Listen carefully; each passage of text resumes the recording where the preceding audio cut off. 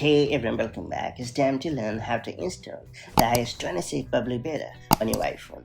Apple has officially released the first public beta of iOS 26, giving iPhone users a chance to try out the latest features ahead of the full launch this fall. So, if you're interested in getting early access to the latest iteration of iOS, let me show you how to prepare and install the iOS 26 public beta on your iPhone. That said, let's get started. It's worth pointing out that iOS 26 is supported only on the iPhone 11 and later. Therefore, make sure you have a compatible device before going any further. And before installing iOS 26, you should create an archive backup of your device in case you need to revert to iOS 18 or later. To do so, you just have to connect your iPhone to your Mac using a compatible USB cable.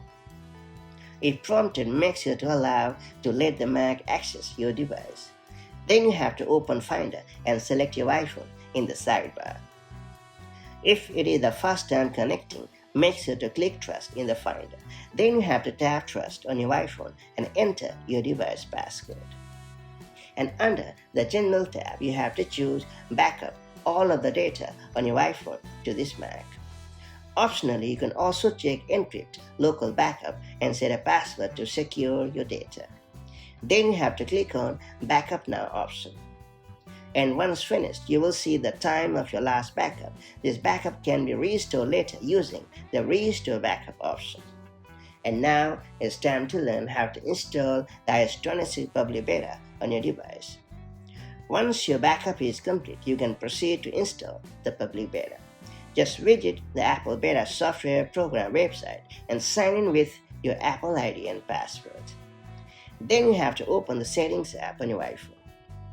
Then choose General. After that, select Software Update option. Then you have to tap on Beta Updates.